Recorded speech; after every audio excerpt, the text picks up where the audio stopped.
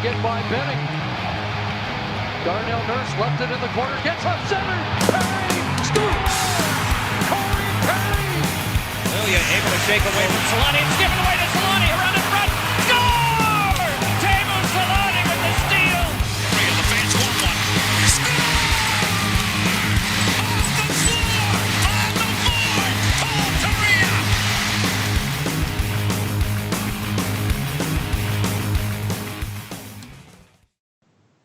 And we're live on Twitch. Hey, everybody, it's the Forever Mighty postseason show, draft recap. Oh, man, we got all three of us here today. Eddie and Jay, how you guys doing?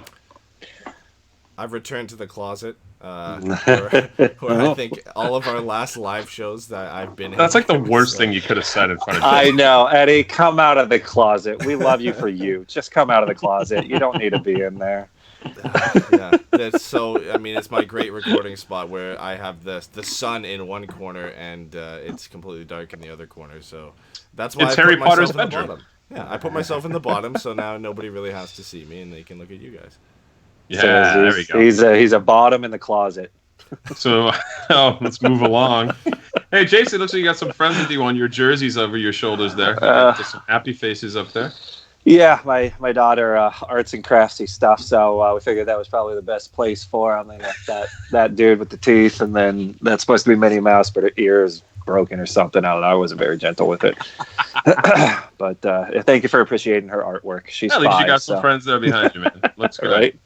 So we had a lot of things that happened this weekend. The Ducks did some big things at the draft. Very happy overall with how things went, I would say. Mostly everybody else in the world thought so too. Only a couple teams got rated pretty poorly, but who cares about them? And then some wacky ass trade involving PK Subban happened this weekend. That was kind of the one that was off the wall.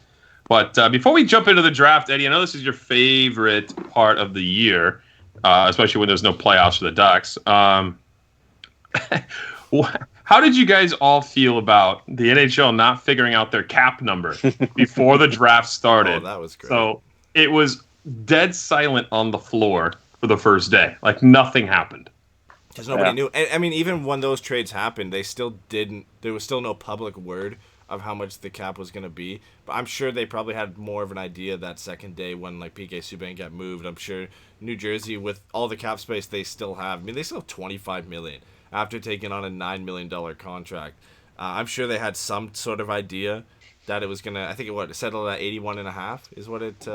It finished at. It was supposed to be 83, so that makes. I guess that makes a significant difference in the long run, but it's unreal. I mean, it's typical NHL though, right? Like that nobody knows, and all the trades that are supposed to happen usually on the first day of the draft have to get pushed back to the second day because they couldn't figure their shit out.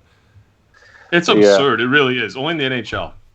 Yeah, I don't understand why they don't have like a hard dateline. Like, hey, we know the draft is here. We want this done at least the day before. I mean, it doesn't have to be all that crazy. I just don't understand. Like, this is what it is, and we need to figure it out before then. So why not day of or the day after? Doing both of those is just how does that not happen? No one just thought that it would get fixed.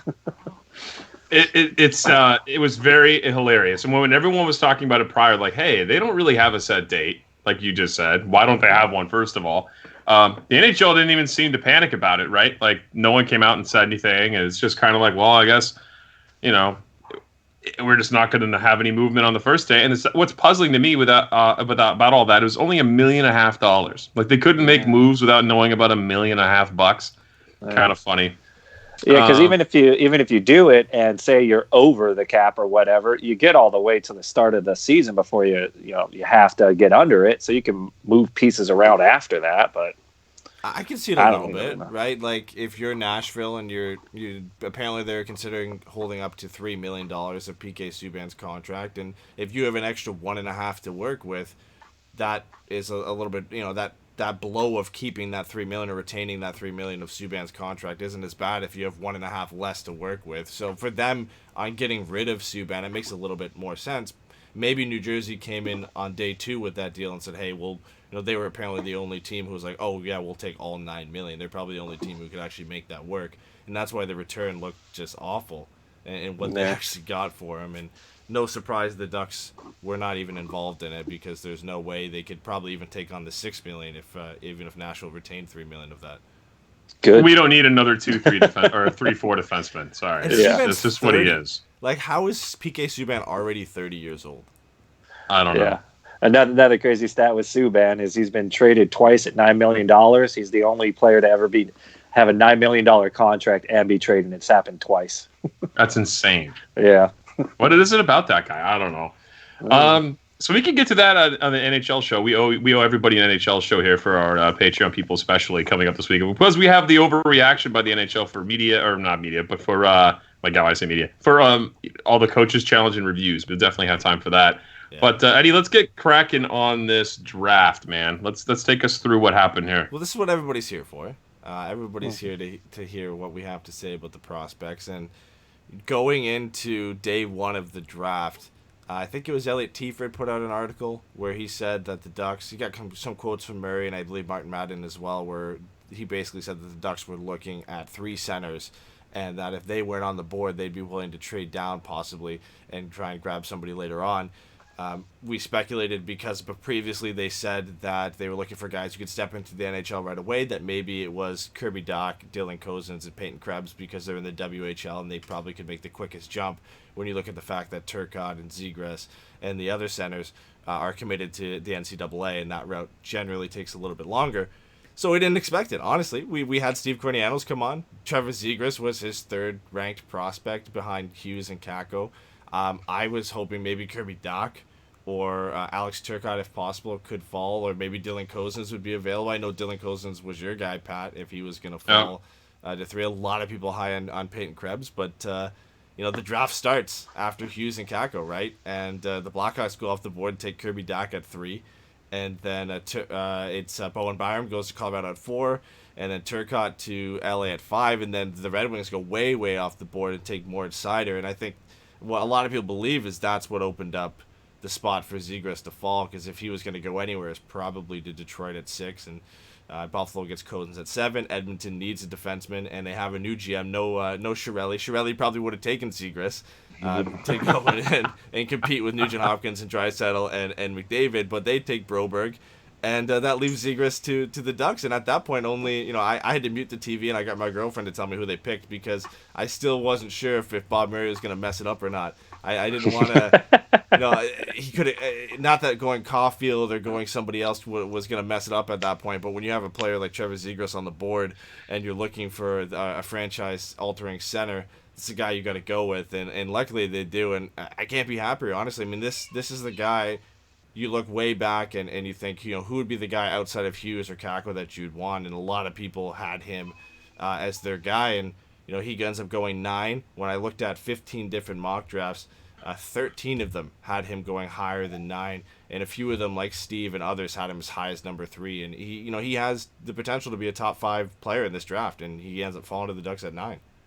Yeah, you know what? You telling that story of muting the TV and then asking your girlfriend to tell you, all I could think about is Jason and I as kids didn't watch overtime. That was a playoff game with the Ducks against Phoenix, game 6. Goes to OT. We missed Korea's score. We're outside. We can't even watch. They're going to lose. I didn't want him to hear it, man.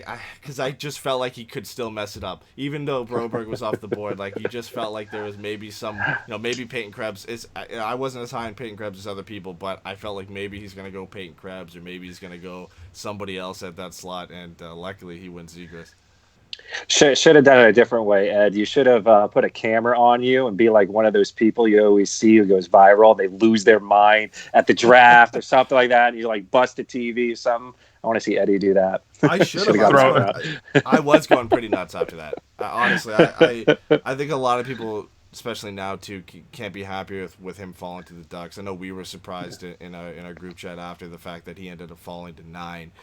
Was something I didn't expect. I had written it off. We talked about who they could look at, and we talked about Cozens, we talked about Dach, we talked about Krebs and Caulfield and Broberg, and Zegras wasn't even a guy we really went into depth with. Even with Steve Kornianos, we just didn't even really talk about him because it didn't seem fathomable that he'd actually fall that far.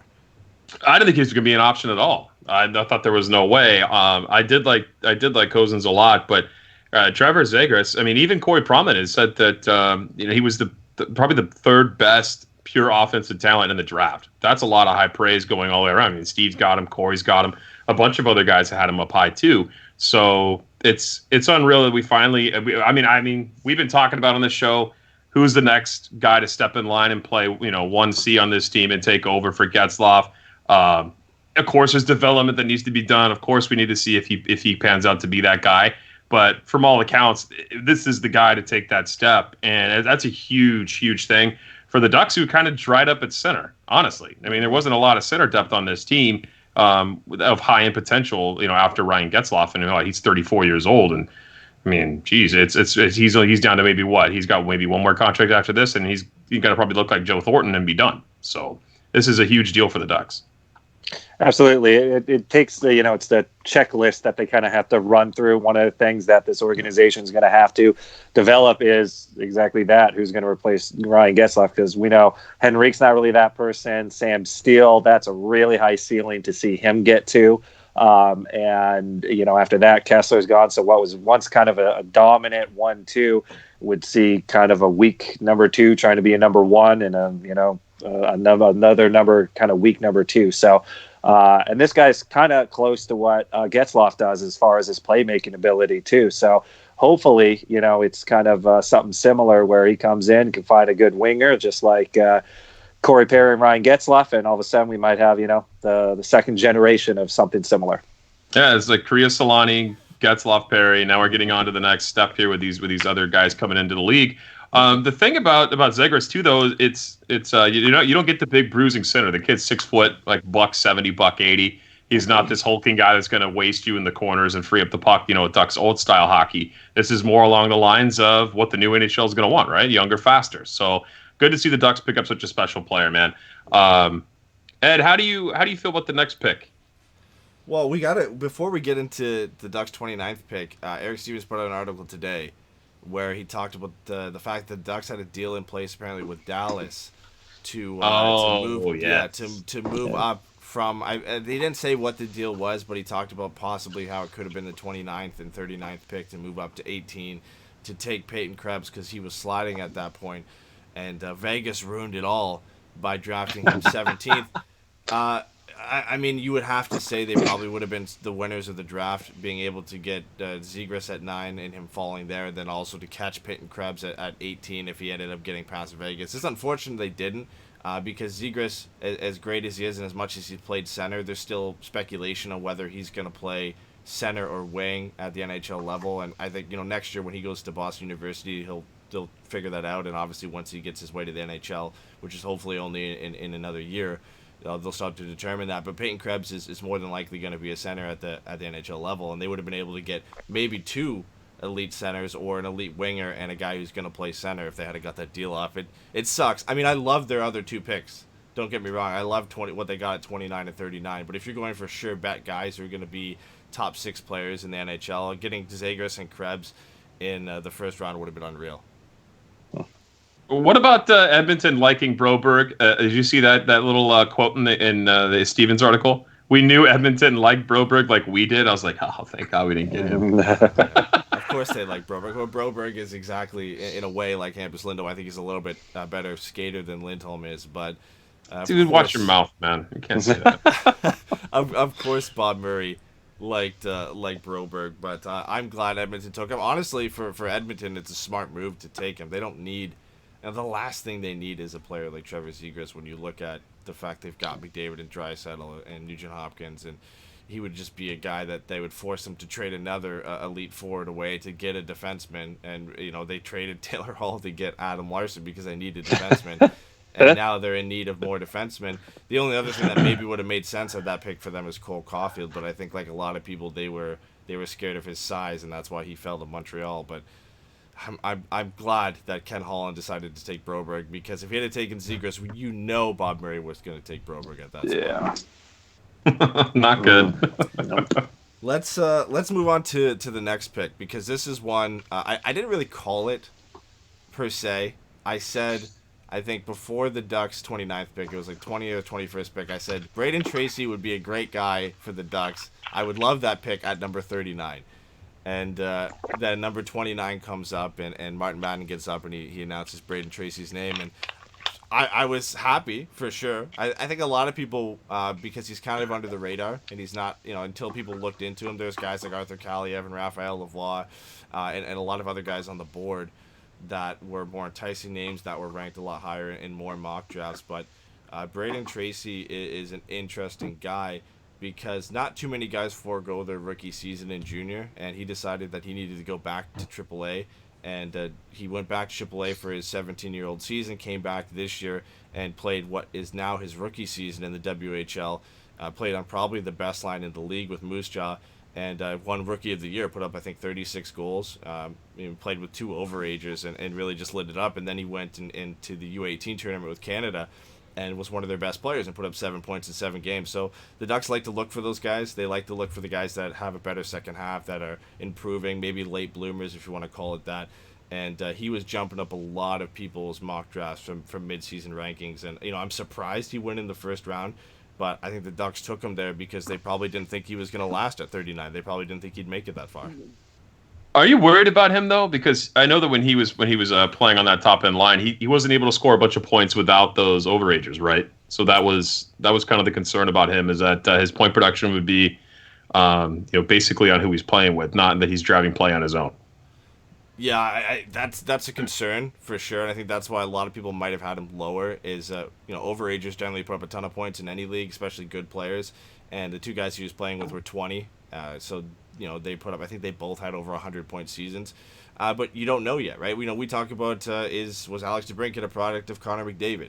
And obviously that wasn't true. Was Dylan Strome a product of Connor McDavid, or was Dylan Strome a product of Alex DeBrincat? We don't know if that's true yet. It goes the same. We're talking about Zegras maybe being a product of Jack Hughes, or is he his own player? We'll find out the same thing, I think, with Braden Tracy next year when he'll be, without those 2 guys, because they won't be there with Moose Jaw next year, and it will be really his team to try and go out and prove that he's the player. I mean, that's what you have to wait for all prospects essentially to see if they pan out. But I know there's a lot of people that were high on him. I was surprised that you were so high on him, honestly, just because of that issue with him maybe not being as good as people thought he was going to be. And you think it's just because that he jumped all those spots considering his second half of the season? That's why everyone's like, oh, take him. Where did he go? I don't know. Is that gone? Oh, sorry. I was dying over here. I was coughing, so I muted my mic and I didn't get it back on. But yeah, it's definitely because of his play in the second half of the season there. He jumped up, like I said, a ton of people's mock drafts from probably going late 3rd or 4th round up into projected around the 2nd round for most people. And then the fact the Ducks took him in the 1st round, I think, was because they thought there was some people right after them, maybe even in the last few picks of the 1st round, that he might not make it out, and especially wouldn't make it to 39. So I'm glad they took the risk. He's a bit of a project. His skating isn't perfect, but he does what the Ducks are. They classically draft these types of guys who can go to the net. They need some snipers in their system. They don't have a lot. Maxime Comtois, you could argue, is really their only one, and he's a pure sniper. He's got one of the better shots in the draft, and he's been working on it. And, putting up 36 goals and over 80 points in your rookie season is nothing to sniff at, no matter who you're playing with. So I think they're going to work with this guy. They have a lot of experience drafting out of the WHL. And, he'll put on some weight, and that will help him with his skating and his stride and his physicality. And if he's already playing that style where he likes to go to the net, that's only going to help him. And I think, having another season at Moose Jaw, probably 2 more seasons before he makes his way to Anaheim or to San Diego, I think by the time he gets here, I might be only one of the few people who thinks he could have fulfilled that top 6 potential. But when you look back on this draft in a couple of years, I think he's going to kind of be like what we've seen with Sam Steele. He'll end up being a steal from the 2019 draft. Yeah, I mean, they Play also on words. I heard that too. Steele. Yeah, they also said that he's a good. His U18 Canadian coach also said that he was a guy that they like on the power play. Right, get to the quiet areas. That's like a hockey term that people love to throw around with guys who are able to score goals. So that's definitely something that Ducks could use in their system. So it'd be great to see where he pans out here.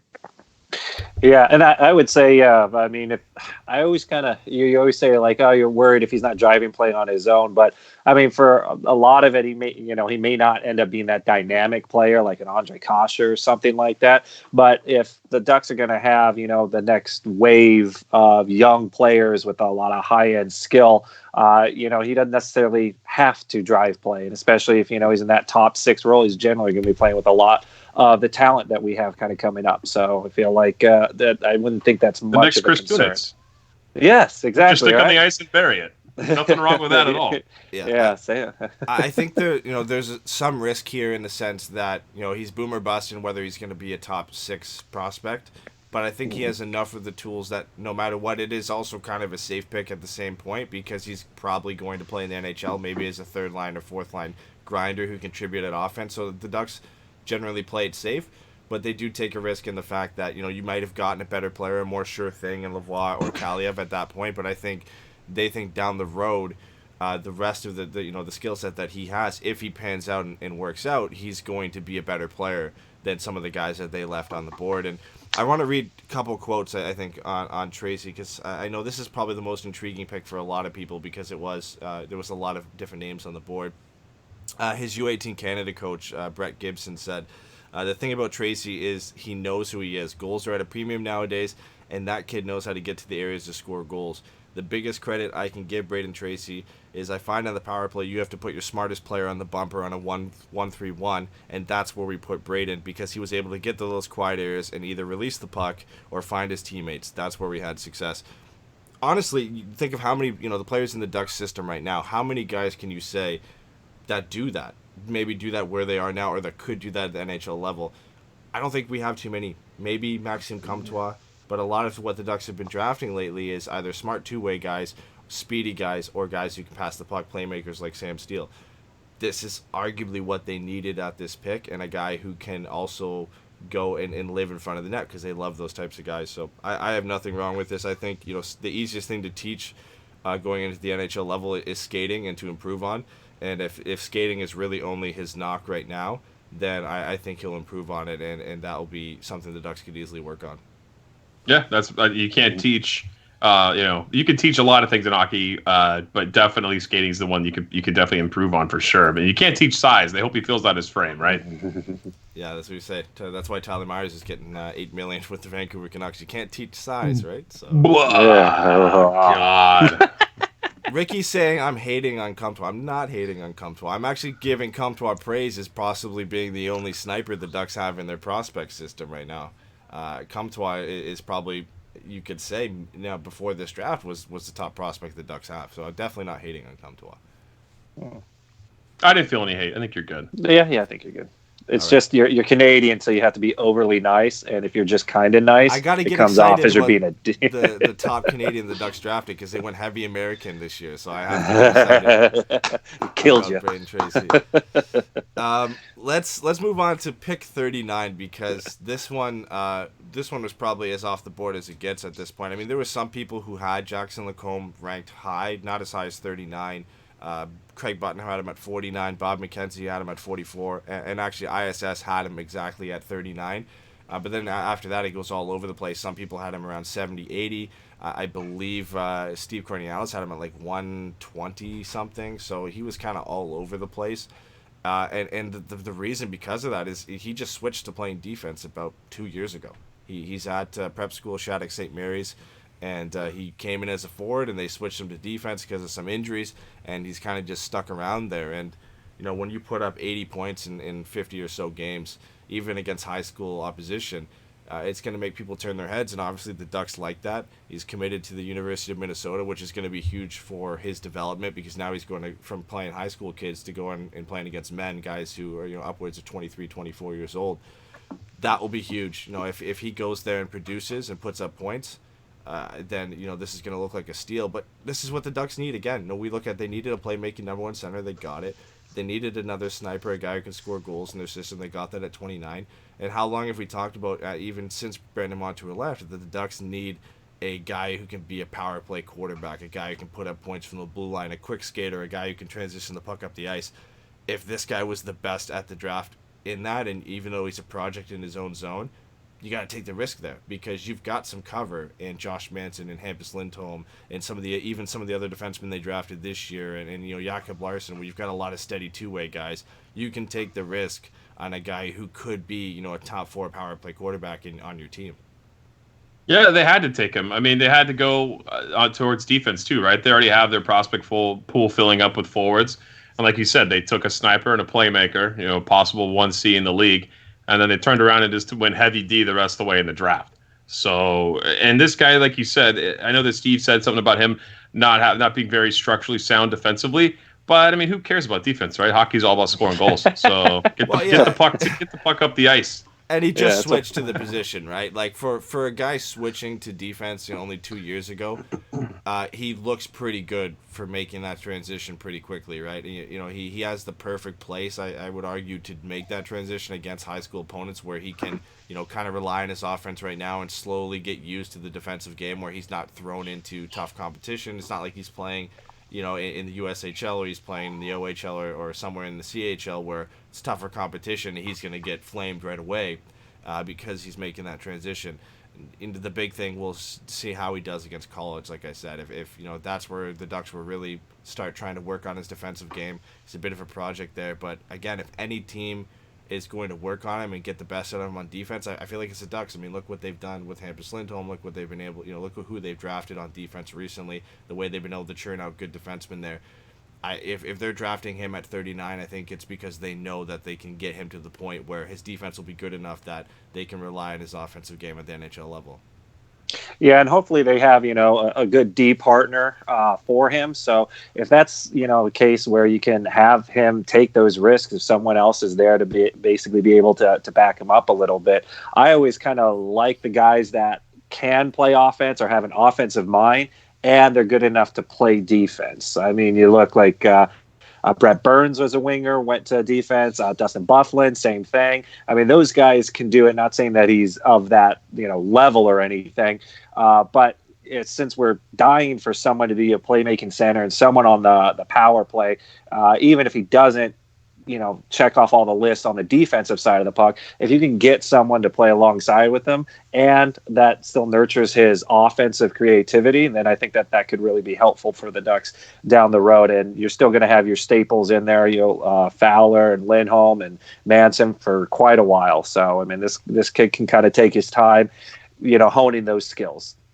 I mean, listen, you look at the first 3 picks, the Ducks were kind of mapping out what their power play for the future is going to look like. You're going to have Zegras being the playmaker and the guy in the half wall dishing out to everybody. You're going to have Braden Tracy in front of the net trying to score some goals, and you're going to have, hopefully, Jackson Lacombe on the back end being the power play quarterback. I mean, if everything pans out, that's the way you'll want to go. And in all 3 of these guys that they drafted in their first 3 picks are important pieces of their team's power play. And obviously the power play has been a problem for a long time for the Ducks, and they haven't been able to get things going. And I'm not saying that's the only reason they drafted these guys, but that has to be in mind. And you see that in some of the comments that they've said about why they drafted these players. And the Ducks don't take too many risks. We see that in drafts. They drafted Isaac Lunderstrom at 23 before. He was kind of a safe pick to take there. The same with Max Jones as well. He was a big guy. He was going to play. And even the same can be said for Sam Steele a little bit too, because of his skill level and what he had done prior, that he was going to be a safe pick.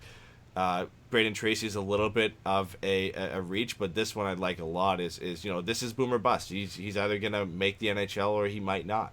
Because if he doesn't figure out the defense, he's probably not going to be good enough. He's going to be like a Ryan Murphy or somebody of that type who was very, very skilled offensively, but they couldn't figure the defense out. If he figures it out, he'll turn out to be more like a Roman Josi. Roman Josi, exactly. Look at his scouting report back in the day was, that he wasn't very physical. He could move the puck really well. He had some minor weaknesses. They're able to clean that up, and look who that guy is now. So a Roman Josi, a Torrey Krug, like this guy 2 years ago was 5'10". Now he's 6'2". He had a growth spurt. He's getting bigger. He'll fill out. He's a big kid, and he's got the offensive skills already. If that translates to the NHL, you can teach him enough defense that you put the right guys around him, he'll do well. And I like that type of pick because we don't see it often from the Ducks, and it's what they desperately need. Brandon Montour just really didn't pan out to be that guy. It's unfortunate that Lacombe is left shot because the Ducks really need a right shot guy who can do that. Didn't they draft all left-handed shot defensemen the rest of the way? Except No, I think there was all one. There was left-handed. one, Will, right. Will Francis was a right shot D, but this draft was very weak on right shot D, and Caden Korzak and Anthony Honka, they all went in the third round where the Ducks didn't have a pick. And at that point, they'd already drafted Jackson Lacombe, so I think they thought he was going to be better than those guys I just mentioned. And, if you think he's going to be better and you think he has the highest upside, which I do of all offensive defensemen in this draft, he has the highest upside if everything pans out correctly, then go for it. Take the risk. I'm happy that they're taking risks. They had 3 picks in the top 40. You can afford taking one risk of those picks, especially when you So get they go and Tracy. they go offensive risk with Jackson, and then they go to Henry Thrun at 101 and get a stay-at-home defenseman. That's very, very, very much Ducks management here. This is their pick. This is the typical pick we see from when the Ducks draft a defenseman, a guy who does everything okay or well, but doesn't do anything exceptionally well. Here it is right here. Patient puck mover was under him. I was like, that's him. That's at the top of the Ducks draft board every year. Is just the words patient puck mover is what they're looking for. Honestly, he is prototypical defenseman, the Ducks draft. He's an average skater, not bad, but he's right at average of what you expect. He's a pretty good passer, but he doesn't make ridiculous type passes. He doesn't make crafty passes like Jackson Lacombe makes. He has a decent shot, decent low shot, and he plays physical and he plays a good two-way game. The staple of his game is his defense, and I think it complements what the Ducks did before. Again, he seems like a safe pick in that he is probably going to make the NHL if at the low end is a 5'6", which is not a bad thing. You can always use guys like that. Again, disappointed that he's a left shot, but there's some people who had him really high, and he was kind of all over the place. The fact that Ducks got him at 101, I think, was kind of a steal for this. The Hockey Writers had him at 74. Craig Button had him at 71. Scott Wheeler had him at 38. And Bob McKenzie had him at 62, and he goes 101 to the Ducks. And yeah, there were some people who had him ranked lower than 101. So it kind of shows you how many people are split on this guy, which is a little bit interesting. And I think most of that has to do with the fact you look at the team he played on. He played on that stacked national development team program. So is he good defensively? Is he even decent offensively? Who knows? He's playing with arguably the best draft team ever in the history when you look at who went from that team. How much does he benefit from playing on that team? That will remain to be seen, but I think he's his own player. I think he's a very good player, and I think getting him at 101 was one of the better options that they could go with at that point. Another good American kid, right? I'm sure you're happy about that. I want to keep hearing about this development and how awesome and stacked it is. Yeah, he's a USN, oh my God, I can't talk. USNT DP, right? When Stop we recorded drinking, this dude. yesterday, I hate saying when we were that. trying to get you on, I've messed it up so many times. I hate saying it. I was going to say U.S. National Development Team. That's just That's way what easier to say. I just skipped trying to say NTDP. I don't say it. Or you're going to say NTDP. Yeah, you could do that. And another guy committed to the NCAA. He's committed to Harvard.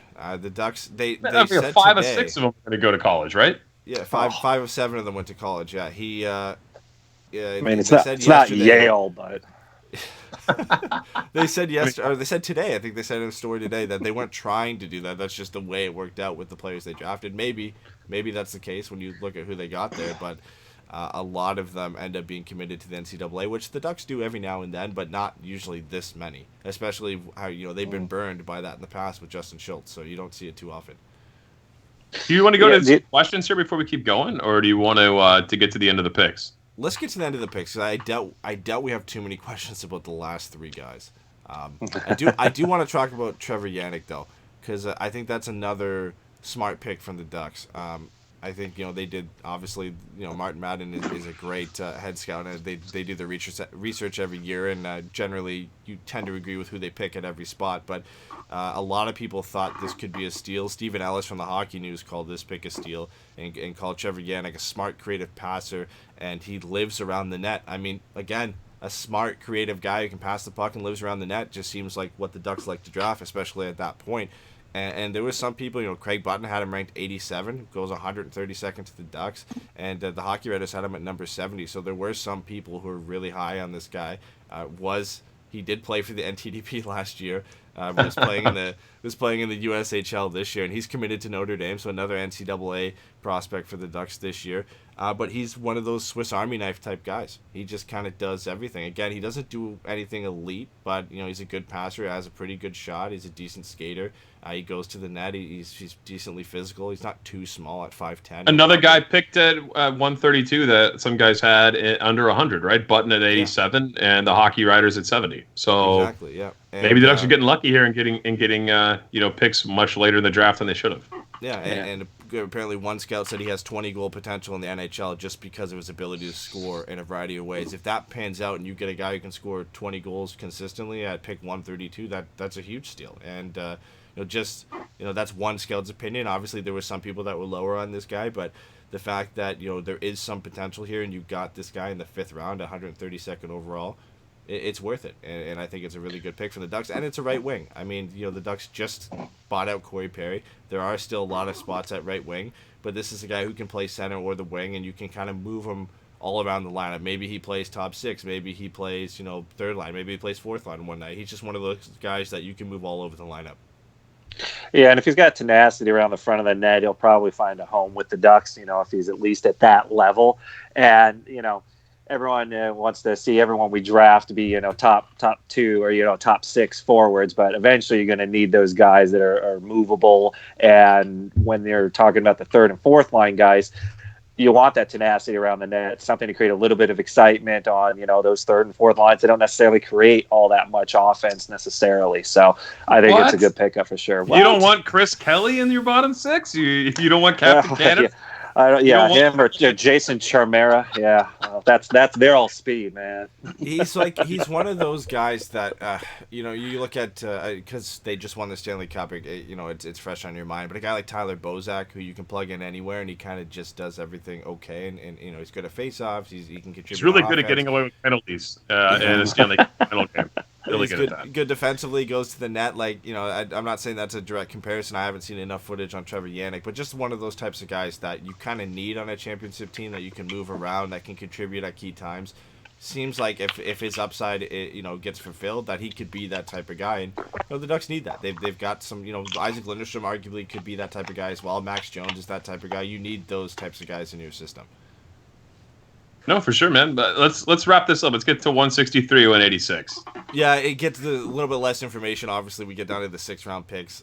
William Francis. Oh, you mean where you have your note on here about Matthew Hill, super polite kid? And I was like, well, I was scrounging. That's the reporting you don't get from NHL Network. I was scrounging for information. I mean, for their 163, Will Francis, there was some more information on him, not a lot. He's committed to the University of Minnesota Duluth.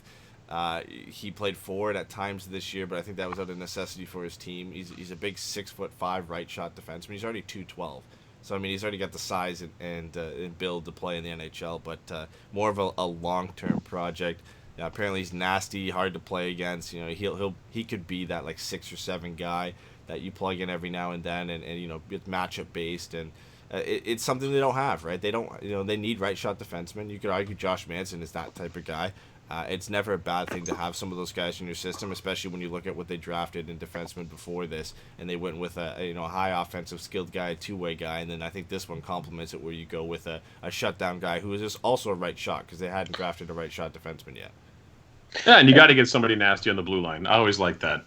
Yeah, and they got to restock San Diego. We've been pulling up defensemen left and right over the last few years. Seriously. I think at this point, he's it can at least fill that out. And then with size, hopefully, he can be a little bit nasty and be that 5'6" guy. Because quite honestly, we don't have a whole lot of those guys that are really tough around in front of our net.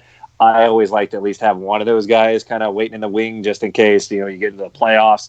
And it gets a little bit more physical. Your team's getting pushed around a little bit. It's nice to have a bigger guy in there that can the Blues change that.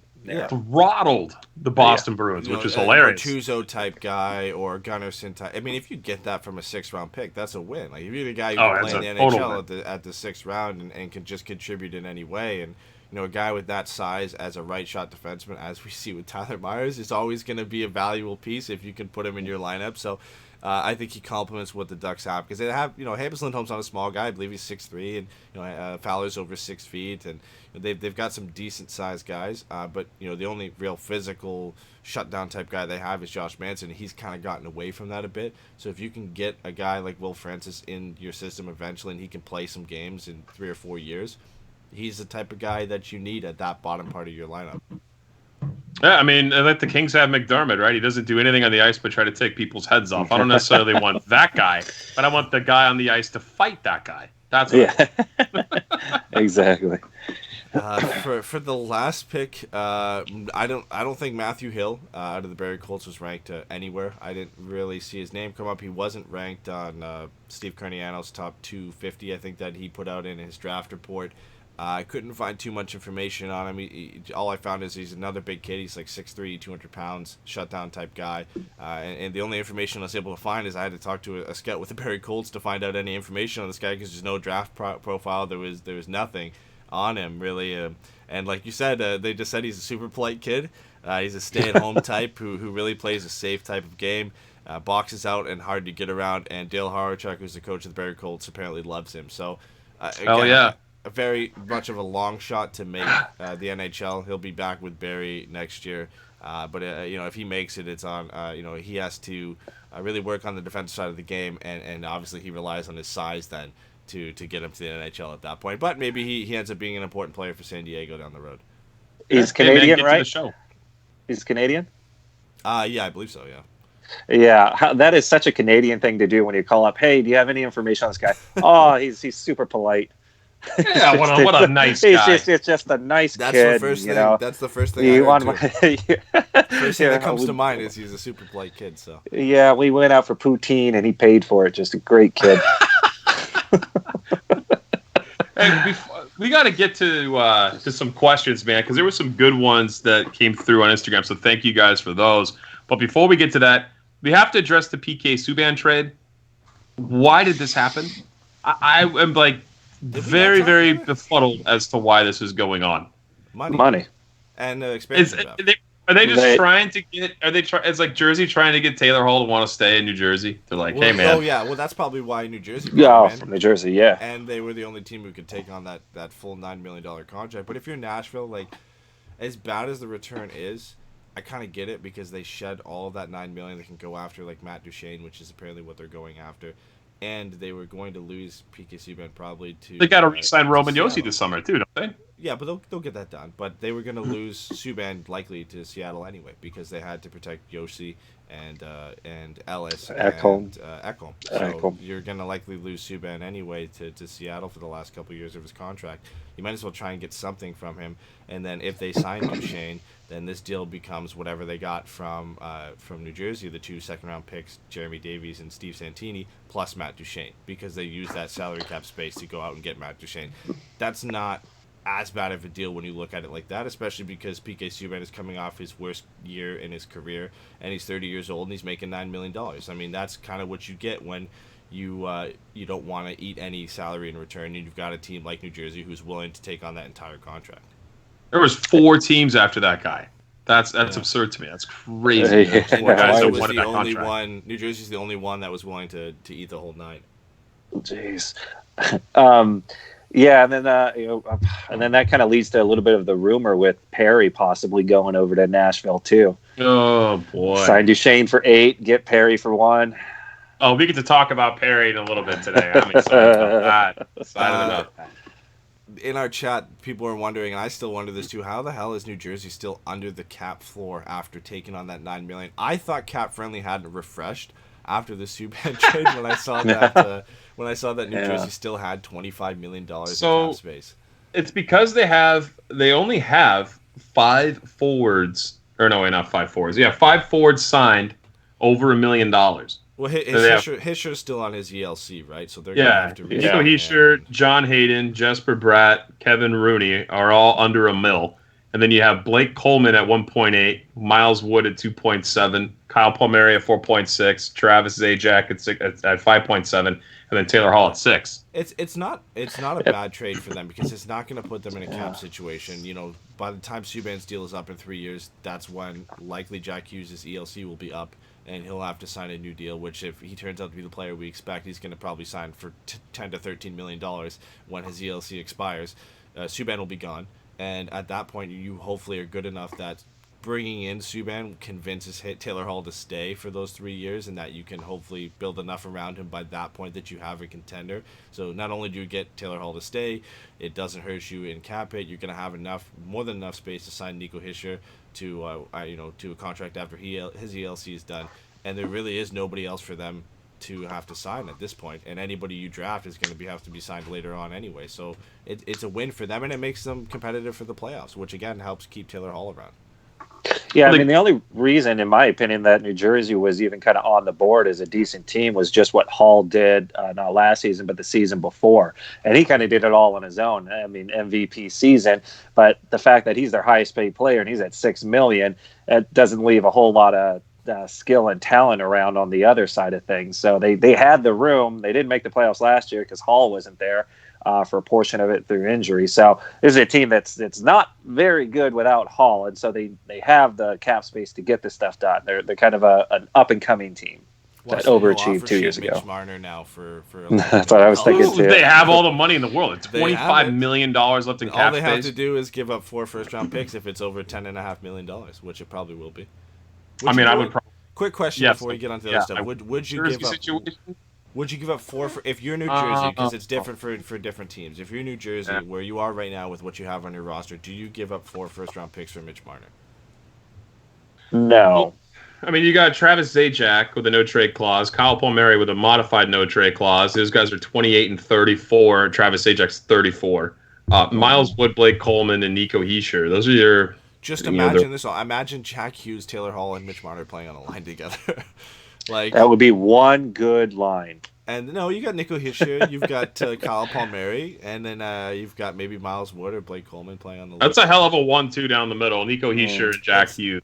Yeah, I mean, I still wouldn't do it because you got Corey Schneider and Mackenzie Blackwood in that. I don't know how good that's gonna be. You've literally just really got PK Subban. I know Sammy Vatanen's there. I know Green is still there, and Butcher is decent. Yeah, but as well. Green's like halfway to Florida to retire. Yeah, but 4 first-round picks, especially after you finish near the bottom of the league, is a lot to give up. I think if it was under 10.5 and it was 2 firsts, a second, and a third, that's something I would give up for Mitch Marner any day of the week. But 4 first-round picks for a team that 4 is a lot. That one, especially when you might not be competitive, right? Like right now, I don't even know if I was the Ducks, I'd say I'd give up 4 first-round picks in their position for Mitch Marner. It'd be tough. I would love Mitch Marner, but 4 first-round picks, especially the way the Ducks draft.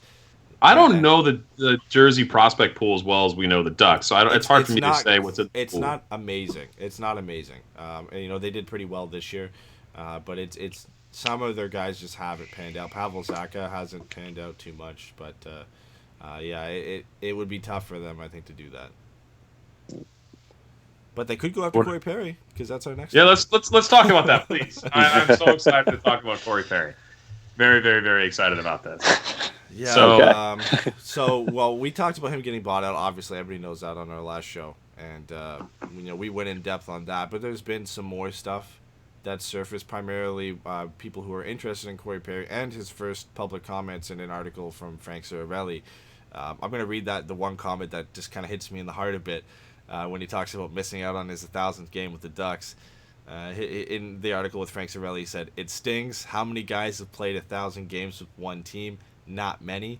I sit here and say, well, with some of the injuries, I would have already been there. I was so close." That's so sad. Like he was 12 games away, and if he didn't get injured this year or didn't have the surgery, he would have been able to play those games. And you can't keep him around just to play those 12 games as much as we'd all love it, because you got to buy him out now. There's no point in doing it at the end of the next season. It sucks that he didn't get to reach that. Yeah, it does, but I mean, we needed to do this. He needed to be off the team. It's unfortunate. The cap hit's going to suck next year for the Ducks. Or not this upcoming season, but the following season, the expansion draft year, that's going to suck. But this had to be done, and I'm very curious to see what the market is for him out there because nobody would take him. Obviously, with that giant cap hit, the Ducks tried to make a trade. He gave him, like 4 to 6 teams, I think LeBron said, and nobody wanted him for that cap hit. And so the Ducks buy him out. Now he's a free agent, and Nashville's on the radar. Very puzzling to me how Nashville wants a guy who's maybe broken still. You don't know what Corey Perry's going to look like next year. We do know, though, that he's 34 and had reconstructive knee surgery. And I don't know if I would take a risk on that guy, if I'm an up-and-coming team like this. Unless you got him a real specialized role. He's going to want $3 to $4 million. No, I think he'd probably do something really, really low because he's still getting paid. So what's the difference to him? He's in the twilight of his career. Why wouldn't he want to do like $1 million and then special bonuses if he hits certain marks or something like that? He kind of bets on himself that he can do it. He says his knee is never felt better, and he's got a new training coach and all that publicity to get on a team and all that fun stuff. But if you're Nashville and you don't have to fork out too much money for it, why wouldn't you add him as a role player when it comes to a playoff, being pesky in your face? Just one more thing to make Nashville annoying. And, just bury him in that third or fourth line role. But I don't think he wants to do it. I think that was his big problem with the Ducks is that he didn't want to take lesser of a role and have his time diminished. And that was kind of his biggest thing. But he also wants to be on a contender because he's running out of time. So he's kind of caught somewhere in between. I think it's the same thing. He wants to go to a contender, but he wants to play top 6 minutes. And I think there'll be teams out there that will give him the chance there. And I think so too. I think they'll give him the chance at $3 or $4 million, and I honestly think it's worth a gamble at that. When you look at what some of the top end forwards again, like $3 or $4 million 2 or 3 years ago, isn't the same as $3 or $4 million now. Guys are going to get paid. Panarin's apparently getting $12 million. Oh, jeez. Do you think Perry's a third of a player of Panarin? Probably, right? Panarin's a 90-point guy. Corey Perry could be a 30 or 40-point guy, 50-point guy. So you got to pay those guys $3 or $4 million. And you're also paying for the potential that Corey Perry could come back from surgery and not be the same, but be better. His numbers when he came back showed he was a little bit better than last year. Obviously, a small sample size. But if I was a team that was contending, I'd only give him 1 year because of the surgery. You never know how it's going to go. But I would give Corey Perry $3 or $4 million for 1 year if I had the cap space and you were looking to add maybe a veteran guy and hope that he's going to come back and want to prove himself, which if he's on a 1 year deal, he's definitely going to want to do to get another contract after that. And I'm not surprised teams like Chicago and Nashville and Philadelphia are interested in him because he kind of fits that mold. Can he just go to the East Coast? I really would be very upset if he ends up on the Hawks or the Sharks or the Kings or Nashville, like any of those. Like, can we just not deal with that? Ottawa. Just Ottawa. Unbelievable. Coach Bombay said if he doesn't want too much, we should resign him. Unfortunately, after you buy a guy out, you can't resign him for a calendar year. So he wouldn't be able to come back until next year. Somebody brought up, I think Joshua in our chat said, bring Perry back as a deadline acquisition, not this year, but the season he intends to retire to finish those 12 games. I mean, it depends on what his contract is at that point and where the Ducks are at down the road and if they even have the position for him on the team. If they needed a player like him, if he was still producing, if he wasn't making that much, it'd be cute to do that. It would be nice, right? But I don't think at the deadline where you're trying to add you're trying to push for a playoff spot. If he's not a valuable player at that point, why waste the cap space on Corey Perry? As much as I'd love to see him hit 1,000 games in a Ducks uniform at some point, that'd be a personal thing. You don't need to do that at the deadline. He's no matter what, if he hits 1,000 or he stays at 988, he's still going to get his number to the rafters at Honda Center. It doesn't really matter. Are you guys going to boo him when he comes back next year? If he's on Nashville. I mean, it's tough. Like, you don't want him scoring against us, and you boo. I saw a tweet that you put out that you're gonna boo him because you boo everybody who comes into Honda Center when they're playing for a different team. I'm not gonna boo him when he touches the puck. Right? No, not that. I don't want the Korea. I won't be happy if he scores against the Ducks and it causes them to lose a game, or you know what I mean. If the Ducks are up 8-1 and he scores, I'm not gonna boo him. I'm not gonna cry. You're a total a-hole if you're a Ducks fan and you're wearing a Perry jersey and he comes in a Nashville jersey and beats your ass. in Honda. Yeah, I'm an not like overtime if winner, I was and you're like, oh, Corey Perry, we miss you. I'm so sad you're not here. If I'm not, I don't go to obviously at most of the games because I'm not there. But if he was playing, let's say Nashville, and Nashville is coming to Honda Center, or I'm watching the Nashville game, I'm not wearing a Corey Perry jersey when he's playing for another team and he's coming to Anaheim because as much as I love the guy, he's my favorite player, right? I'm still not gonna do that. I'm not gonna boo him. Like if anybody boos him when he touches the puck, that's a little bit far. It's not his So when fault. are you booing him, Pat? Now I'm interested in Pat's booing him when he scores. If they read a goal off and he's the assist, he gets an assist or he scores on that play in Anaheim, I'm gonna boo him. I wouldn't boo. I think you have cheer. to put into perspective that you boo anybody who does that, right? You're not just doing it because it's Corey Perry. Like you boo anybody who scores, right? Like that's what He won't. No, he'll boo Corey Perry specifically because it's Corey Perry. It's I know. If they score 3 goals and Corey Perry had a secondary assist on one of them, he's only booing Perry. I'm just I gonna boo guarantee Perry. it. Yeah, I'll just get all the hate. It'll be fun. No, I could not boo Perry. I mean, if he scores, he scores. I'm not going to cheer or or whatever. But at the same time, we're kind of robbed a little bit of being as fans, I guess, being saying goodbye to Corey Perry because we didn't realize that this whole buyout was happening at the end of the season. I mean, that was always maybe a thought, but really, I thought it was more of a Kessler is going to be bought out because Perry at least still has some functionality, although in a lesser capacity. So it kind of stings a little bit more just because it's kind of like we didn't just farewell. I'm sure when he comes back for whatever team for the first time, there'll be a video montage and plenty of people cheering and all that other stuff. But then you'll have that one guy, Pat, booing through the whole montage. Well, Daniel just asked us. He said, "Does Perry get a standing O on his return?" I would. Oh, absolutely. For sure he does. Absolutely. He deserves it. He deserves. Obviously, he said. I don't know if I'll be standing, but well, you'll be drunk by that point. Vicky said, "I'm a fanboy for Perry." I will openly admit I'm a fanboy for Corey Perry. Yeah. Nothing wrong with that. Nothing wrong with being a fanboy for a player. It just doesn't hold the same emotion as like Korea and Solani did for me growing up, right? Because I'm older than you, Ed. So it doesn't. Even for me, it doesn't either because I grew up with Korea and Solani as well, and then obviously like later on it was Corey Perry as well. But I think I hold a little bit more emotion to Perry than you do, but it still doesn't feel as big of a loss as when Korea left or when Solani left. It's not, it sucks and it's hard to believe he's not going to be in Ducks jersey next year, but it still doesn't hold that weight, I think, as much, especially because the Ducks are transitioning right now, right? They're moving into a younger team, so it makes sense from a roster management perspective, so that's why I'm not too upset because getting rid of him and letting the younger kids play, it's a smart move. Like, it makes sense to do that. That cap hit that they're going to have to pay him isn't going to hurt them. So I think that's what helps it out a little bit. The Twins are done. Yeah, close too. I mean, Getzlaf's the last player of the championship squad. So there's that. Let's get to a couple of the Instagram questions before we get down to some of the Duck stuff to wrap up.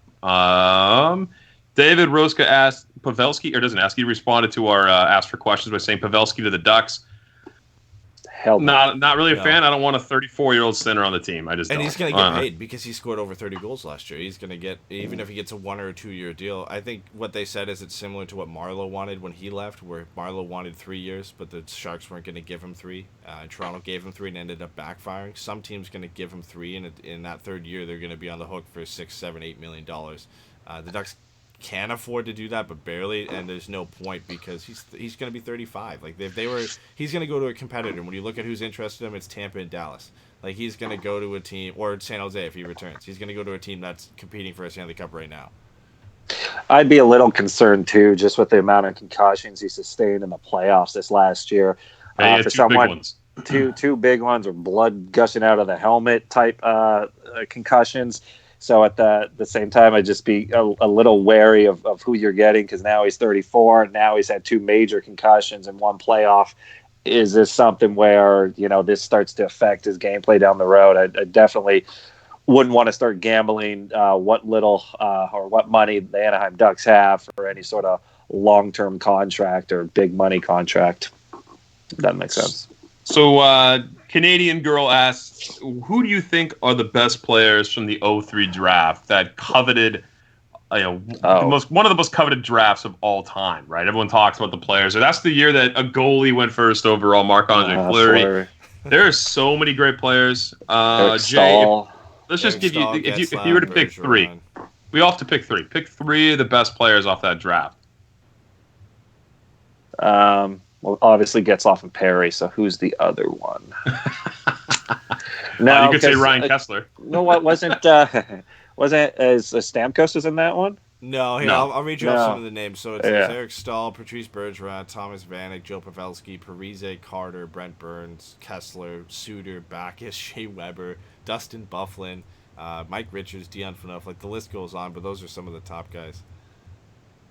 Yeah, I would honestly say Getzlaf. I feel like A, he's won a cup. B, he's been the number one guy for almost all of his career. Face of the franchise, will become the first Duck to ever play 1,000 games, the captain of the team for as long as he has. He's going to hold a lot of offensive numbers when all said and done for a franchise, and just in general, he's just a beast to play against. The other one I would say is Brent Burns. Just what he's been able to finally accomplish, with the exception of a Stanley Cup. That would help solidify it. But, I mean, he's been just a powerhouse on the defense and the offensive side of that, winning Norris trophies and all that other fun stuff. So I'd have them there. And then, I don't know. I'm going to go with Vanek just to piss off Pat. Yeah. I want to hear what Pat's going to say, because I feel like you guys are sleeping on one guy. But I mean, Yeah. clearly for me, it would be Mike Richards, Jeff Carter, and Dustin Brown would be the top three. Bergeron would be my third, by the way. Bergeron. yeah, No, for me is I would take Getzlaf. I would put Marc-Andre Fleury in that bucket as well. What? A goalie? And I'm trying to not think who feeling else is well. in that draft. This is gonna kill me. I'm not gonna say Corey Perry. That's the obvious pick. That I literally think that. named like 15 guys to choose. Yeah, rapid fire. Calm down. Okay, fine. So Getzlaf, Marc-Andre Fleury, and Shea Weber. Those would be my three. Oh, you guys are sleeping on Eric Stahl. Oh, Nice. get out of here. Really? No. He leads that entire draft class in points with 74. Does Because he was the only thing in Carolina. I would go Getzlaf, Stahl, and Bergeron are my top three guys. It's hard to pick because Brent Burns is great. Stahl's a great player. That's true. Yeah, but I'd have to go with those three. I mean, they've all got Stanley Cups as well. So I mean, and they were all captains at one point. Actually, Bergeron wasn't a captain, was he? Because Chara's been there forever. But Bergeron could have been a captain if Chara wasn't there. So D17 Fraser asked a couple of things about our draft picks. He said thoughts on picking the high schooler Lacombe with our second rounder. We talked about that. How excited were you when Anaheim drafted Zegras? And we all talked about that. I was super stoked. I know you guys were all really big on him as well. Yeah. David Roska again with a couple. These are fun because they're probably never going to happen, but they're fun to think about. Line to the Ducks, and then also we wrote Duchesne to the Ducks. Neither of those will happen. But who would you guys rather have between the two? The guy with all the red flags with Line? Duchesne's a good player, but I mean, right now the Ducks don't need that. They don't need it, and Laine's way younger, and he's a guy who's going to consistently score 30 or 40 goals. Like, if you looked at what the Ducks need right now, it'd be a guy like Laine, right? Like, From home all day, right? Laine Yeah, being one of the best goal scorers in the league, playing with a guy you just drafted is one of the best playmakers in the last few drafts, and Trevor Zegras. That's what you dream of, right? But Well, Pat, what you said? Laine's the one with all the red flags. There was red flags with him with his attitude. He wants out of Winnipeg, that kind of stuff. And Steve What did Cordiano Duchesne do? talked about that. Duchesne do? Did you want to play in Ottawa? And did you want to play in Colorado? Winnipeg. So Who you didn't else? say who you wanted, Pat. You wanted I would definitely take Laine too, for sure. Okay. Yeah. He's got that bomb of a shot. Lethal We need a guy shot. who can score on the power play. It's like, gotta have that. Yeah. McCann says, and do you guys wait? What is the first part of He this? said, "Is Tracy's lack of emotion in response to getting drafted by Anaheim worrisome? And do you think his insane rise in draft stock was inflated from being on a good team?" Yep, 100%. I think that was part of it. I'm not really worried about his attitude. I mean, look at Connor McDavid when he goes drafted. He looked like he wanted to kill himself. I honestly think he was surprised. I think he was a guy that didn't expect himself to go on the first day, and obviously had good talks with some teams, but I don't think he expected the way his season went and the way he started and where he was at midterm rankings that he expected to go in the first round. I any of these guys are more than happy to go anywhere and just play in the NHL, especially a guy that was wasn't even ranked in the top 3 rounds back in November or December. Yeah, far from it for us to speculate why a teenager who just got drafted is, not showing the emotion we would think. So it's probably shocked. Yeah, it could be shocked for sure.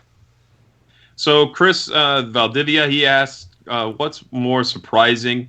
Or no, he asked, sorry, what grade would you give the Ducks overall in the draft? I would say a solid B for sure. They did really well. I would go B+ because I felt like they kind of checked off a lot of the list of what we've been hoping that they were going to do. And they stayed away from Sweden for the most part, so that's the other good thing that they did. So I thought they addressed the needs where they were lacking, or they're going to start to really need that stuff.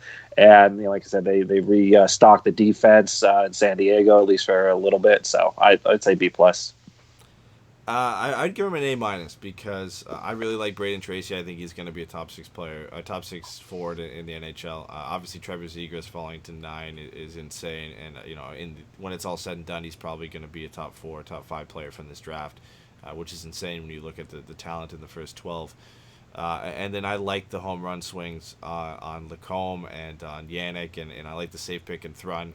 So I really liked their first 5 picks, so I give them an A-, and you can't really critique what they did with the 6th-round picks. I mean, they filled a positional need or an organizational need at that point and brought in defensemen, so I was more than happy with what they had. If they ended up getting Krebs at 18, then it's an A for me. That's a knockout plus, I think, if you get Krebs and Zegras. But other than that, I think it's definitely an A-. Daniel Lowry asks, this is the last question from Instagram, what's more surprising, the Ducks not taking any overagers or not taking any Europeans? I would say the European part 100% really surprising. European. Yeah, I can't believe they go American sometimes, and they've been digging the QMJHL for like the last 3 years.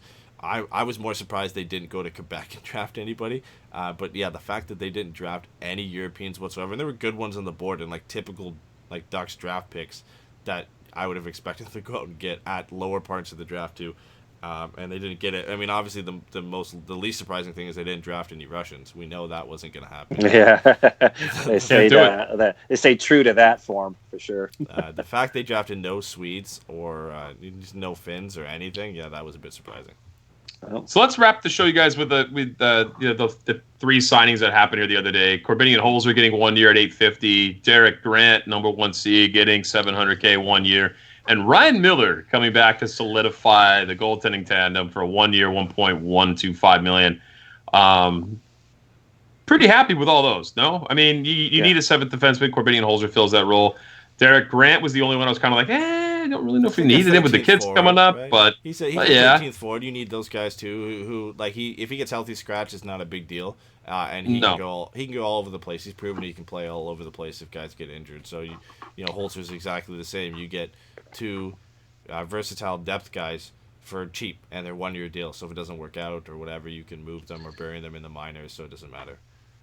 Yeah, the one consistency the Ducks have always had is the fact that they get injured at some point. So you're going to maybe need those guys that are familiar with, the organization, the team, not necessarily the coach, but, they can plug in should Getzlaf go down with a knee injury or back injury like he kind of was towards the end of last season. Or, there's an injury somewhere else. Henrique seems to be pretty consistent, knock on wood. But Sam Steele, not quite sure. It's good to have those depth guys. And then my favorite, Ryan Miller.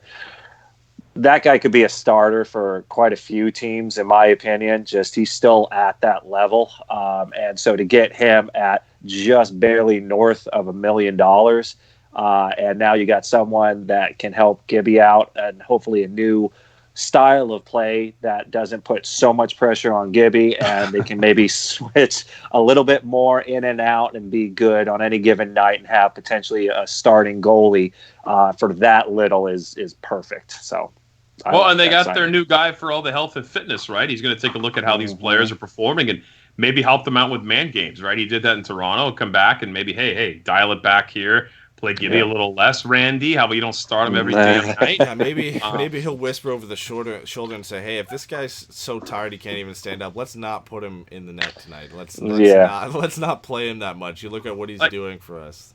Like, how many times did we think John Gibson got injured on a play and he was just actually exhausted? He was slow to get up. Did we say John Gibson looks tired? And apparently Randy Carlisle didn't notice it. And then like that Eric Stevens article comes out where he was talking about how he's been fatigued and he could barely play, and they lost a ton of weight. Yeah, I mean, you shouldn't need to hire a guy to figure that out. But hopefully, just injury problems in general get better for the Ducks. Yeah, they have the best goaltending tandem in the league. It's like easily the best goaltending tandem in the league. Goals saved above average. They have great save percentage. They played so well. Now they finally up there, it's in my opinion it is, and that goes into I guess we could touch on here for a second is John Gibson getting snubbed for the Vezina, right? I mean, not even votes. I don't think he was going to win, but no, I mean, he wasn't snubs in the votes. He got one third place vote. That was it. Like there was some guys that went in front of him that got more votes. Yeah, really. Bob Murray was the only vote he got probably, and Bob gave him a third place vote. And even then, he's not that good.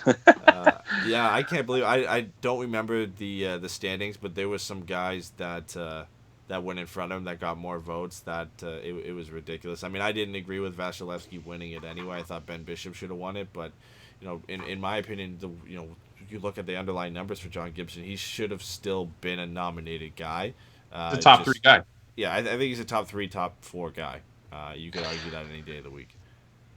Yes, especially with the underlying numbers and some of the major ones. But when it comes down to Vezina, it's always going to be, if the GMs are involved, it's going to be wins. That's all they care about. That's their job. That's what makes the GMs look good if he's winning a lot of games, and that's what they're going to vote on. So get used to that until, like Ryan Reeves said, that the GMs shouldn't be in charge of. Or no, he didn't say that. He said that you have to take into account the playoffs as well. That's what he was saying. I think Carter Hart got more, and Binnington got more votes than he did. Of course. I think obviously Binnington's recency bias, but I can't believe Carter Hart played good, but he got hyped in half. A few got shelled, yeah. And the fact that John Gibson was there the whole year, just getting absolutely destroyed by the Ducks defense, and still putting up ridiculous numbers. If the Ducks were an average team, he would have blown it out of the water. He would have easily won the Vezina Trophy. It would have been no discussion. I mean, maybe he wouldn't have cracked 35 wins. So, I mean, who knows if he would have actually won the Vezina. Because it's whoever wins the most, like Jason said. If you win the most, the GM's will give it to that. Vasilevsky, I think out of all the 3 nominated guys, he won the most games. Yeah, the most. Even though Ben Bishop was the guy who probably deserved to get the trophy.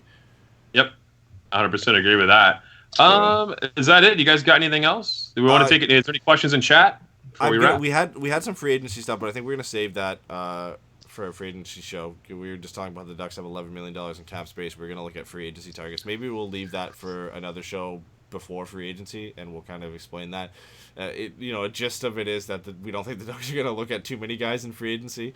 They're gonna be relatively quiet, but maybe that's something we table for closer. The only other thing is Ducks Dev Camp is June 26th to June 29th, and I believe Want to go?